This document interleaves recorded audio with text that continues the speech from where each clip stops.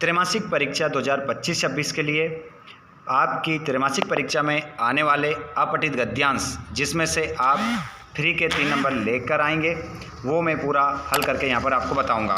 देखिए, अपठित गद्यांश को हल करना बहुत आसान नहीं होता है विद्यार्थियों। आप गलती करेंगे सीधा 1 नंबर कट जाएगा। बहुत ही सोच समझकर आपको करना है। एक तो इसमें आता है गद्यांश और एक आता है काव्यांश। तो इसमें दोनों में से क्या करना चाहिए वो आज के इस वीडियो में मैं पूरी जानकारी देने वाला हूँ। त्रैमासिक परीक्षा 29 अगस्त का जो पेपर रहेगा आपका, उसमें आपको छाप के आना है बिना किसी गलती के।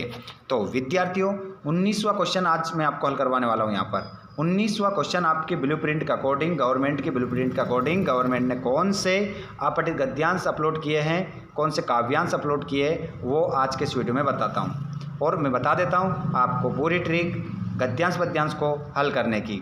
तो ट्रिक ये होती है कि सबसे पहले हम ये ट्रिक लगाएंगे कि सबसे पहले एक अच्छे विद्यार्थी को इसको क्या करना है, पढ़ना है। तो एक अच्छे विद्यार्थी की तरह चलो आपको पढ़कर भी बता देते हैं। आप हमेशा अच्छी ज़िंदगी जीते आ रहे हैं, आप हमेशा बढ़िया कपड़े, बढ़िया जूते, बढ़िया मोबाइल जैसे दिखाओ पर बहुत खर्च करते हैं, मगर आप अपने शरीर पर कितना खर्च करते हैं इसका मूल्यांकन ज़रूरी है।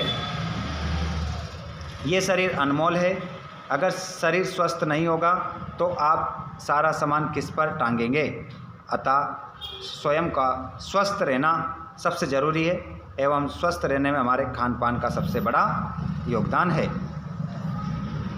तो यहाँ पर आपका जो पहला क्वेश्चन है कि उपर्युक्त गद्यांश का शीर्षक क्या होगा। अब देखिए, हमने ये पढ़ लिया ना, तो अब पूछ रहा है कि इसका शीर्षक बताओ क्या होगा। तो हम इसका शीर्षक लिखेंगे मनुष्य शरीर अनमोल है। मनुष्य शरीर अनमोल है। अनमोल है, ये हमारा क्या हो जाएगा, शीर्षक हो जाएगा। अनमोल क्या है तो हमने अभी तो बात करी है, यही हमारा शीर्षक भी हो जाएगा और यही हमारा क्या हो जाएगा, मनुष्य शरीर क्या है बच्चों, अनमोल है। गद्यांश का संक्षिप्त सार लिखिए। तो इसका क्या करना है, अब सार में आप क्या लिखेंगे, तो यहाँ से आप लिख देंगे, अपनी भाषा में लिख देंगे कि हमेशा मनुष्य को अच्छी चीज़ें पहनना चाहिए, अच्छे से रहना चाहिए, लेकिन उसके साथ साथ अपने शरीर का भी क्या रखना चाहिए, ध्यान रखना चाहिए। आगे लिख सकते हैं, मगर आप अपने शरीर पर कितना खर्च करते हैं इसका मूल्यांकन जरूरी है कि आपने अपने स्वयं पर कितना खर्च किया है। क्योंकि जो मनुष्य का शरीर है, अगर उसमें किसी प्रकार की कोई दिक्कत आ गई है तो आपका जो भी सामान है, जो भी सजावट के लिए आपने सामान खरीद रखा है, वो कोई काम का नहीं होगा। तो इस प्रकार से छोटी मोटी बातें आप क्या कर सकते हैं, इसमें लिख सकते हैं और आपको 2 नंबर यहाँ से मिल जाएंगे। इस प्रकार आपका ये पैराग्राफ हल हो जाता है। उसके बाद में एक और जारी कर रखा है नीचे कि आदर्श व्यक्ति कर्मशीलता में ही अपने जीवन की क्या समझते हैं, सफलता समझते हैं। जीवन का प्रत्येक क्षण वो एक कर्म में लगाता है। विश्राम और विनोद के लिए उसके पास निश्चित समय रहता है। शेष समय जन सेवा में व्यतीत करता है।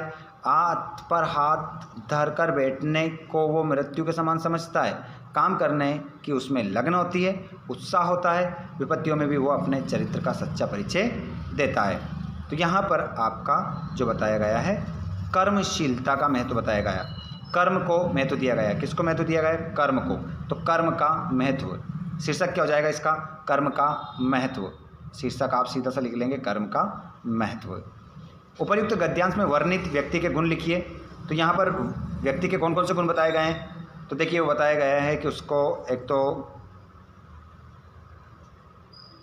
चरित्र का सच्चा परिचय देता है, उसके अंदर क्या होती है, उत्साह होता है, क्या होता है, लग्न होता है, और वो कर्म में लगा रहता है, विश्राम करता है, विनोद के लिए उसके पास निश्चित समय रहता है। तो ये क्या हो जाएंगे, उसके सारे गुण हो जाएंगे। आदर्श व्यक्ति क्या करता है, तो आप समझ सकते हैं, जो आदर्श व्यक्ति होता है ना, वो कर्मशीलता में ही अपने जीवन की सफलता समझता है। ये तीनों आंसर हो गए भैया, ठीक है, और 3 नंबर यहाँ पर हमारे पक्के हो गए। इस प्रकार हम क्या करेंगे, गद्यांश को हल करेंगे। इसी प्रकार आप अपने त्रैमासिक पेपर 29 तारीख को हल करके आना है इनके आंसर। और बिल्कुल यहाँ पर गवर्नमेंट के द्वारा जो अपलोड किए गए हैं, इनमें से आने की पूरी क्या है, संभावना है। तीसरा वाला भी देख लीजिए, इसको भी हल करवा देता हूँ बच्चों। संस्कार ही शिक्षा है, शिक्षा इंसान को इंसान बनाती है। आज के भौतिकवादी युग में शिक्षा का मुख्य उद्देश्य सुख पाना रह गया है। अंग्रेज़ों ने अपना शासन व्यवस्थित रूप से चलाने के लिए ऐसी शिक्षा को उपयुक्त समझा, किंतु यह विचारधारा हमारे मान्यता के विपरीत है। आज की शिक्षा प्रणाली एकाकी है, इसमें व्यवहारिकता का अभाव है, श्रम के प्रति निष्ठा नहीं है। प्राचीन शिक्षा प्रणाली में आध्यात्मिक एवं व्यवहारिक जीवन की प्रधानता थी। शिक्षा केवल नौकरी के लिए नहीं, जीवन को सही दिशा प्रदान करने के लिए थी। अतः आज के परिवेश में ये आवश्यक है कि इन दोषों को दूर किया जाए, अन्यथा ये दोष सूर्य के समान हमारे सामाजिक जीवन को निगल जाएगा। तो अब देखिएगा यहाँ पर इसका आंसर, क्वेश्चन क्या पूछ रहा है कि प्राचीन शिक्षा प्रणाली की क्या विशेषता थी। तो प्राचीन शिक्षा जो प्रणाली की थी, जो विशेषता थी, वो यहाँ पर आप देखेंगे कैसी थी कि यहाँ पर लिखा है आज के भौतिकवादी युग में शिक्षा का प्रमुख उद्देश्य सुख पाना रह गया है। और देखिए हम जो पढ़ रहे हैं ना वो अपठित पढ़ रहे हैं, आंसर हमें इसी में से देना है ढूंढकर। तो इसमें अगर आप देखोगे तो हम देख लेंगे इसमें आंसर हमारा कि जो प्राचीन शिक्षा प्रणाली है वो आध्यात्मिक व्यवहारिक जीवन की प्रधानता थी। शिक्षा केवल नौकरी के लिए नहीं, जीवन को सही दिशा प्रदान करने के लिए थी। तो ये तो हमारा पहले वाले प्रश्न का आंसर हो गया।